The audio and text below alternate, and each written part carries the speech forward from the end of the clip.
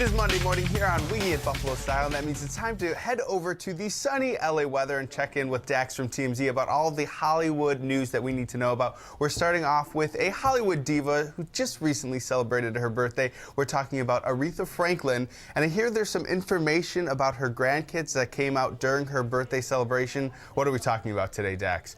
Yeah, so 72-year-old Aretha Franklin leaving a party in New York City, and she comes walking out, and her path's like, okay, what do you want for your birthday? I mean, the Queen of Soul, she's got everything.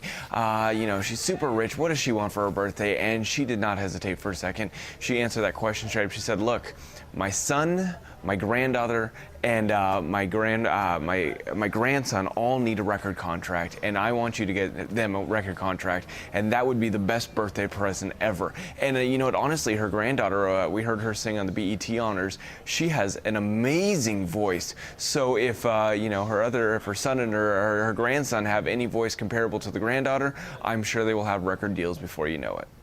This seems a little silly, though. Out of anybody in the world, shouldn't Aretha Franklin be the one that should be able to get these people record deals? You would think, right? You think she would just make one phone call and everyone would say, absolutely no problem, Aretha. We got them on our record label instantly.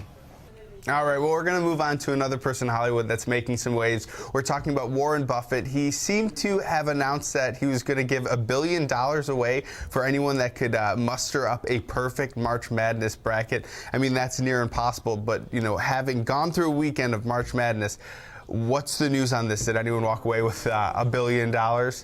No, he is laughing right now. He said you had to put your bracket though through Quicken Loans or Yahoo, and he said you give him $1 billion, but with Duke losing the other day to Mercer, I mean that kind of blew it out of the water because no one was picking Mercer, and so I think his $1 billion are safe and sound. All right, lastly, we want to talk about a Hollywood divorce that has a lot of people listening in right now. We're talking about Olympian Johnny Weir. A lot of people are seeing him from the Oscars, I do believe, with fashion stuff and also Olympic commentary. It seems like he filed for divorce, but there's a lot of to and fro drama coming from him and his husband. What's the latest on this? Yeah, this is quickly turning into a very, very nasty divorce between the two of them. They're fighting like cats and dogs now.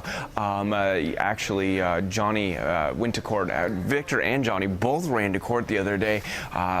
Johnny wanted to get back into the house to get some of his personal belongings, so he got a judge to order that was okay to do. Got some police, went over to the house and was able to take out a bunch of his designer clothes and bags and personal belongings that he felt were of value to him. However, on the way out, took the family dog, and apparently Victor had showed up right in the middle, and he could do nothing to stop Johnny from taking the family dog. And apparently Victor was just sitting there bawling. He couldn't say no because the judge had ordered. Johnny was allowed to go back and take whatever was his. There's photos of the inside of this closet that Johnny had, and it's just like clothes galore, shoes galore. Apparently, the husband said that Johnny could pretty much fill up a 4,000 square foot fashion design store on Melrose. There's so much clothes and designer stuff there. Now, is there any speculation that this has something to do with Johnny's sort of resurgence in popularity just recently? I don't think it has to do with that. I think that there has just been a lot of drama. It seemed like Victor paints a picture of it. They had a great relationship. Everything was going fine. He had a love note from him right before the Oscars, and he was blindsided by this whole divorce. Johnny says that's not the truth, that things have been going sour for a while. All right, well, thank you so much for joining us, Dax. As always, go outside, enjoy the sun, because it's another chilly day here in Buffalo. Will do.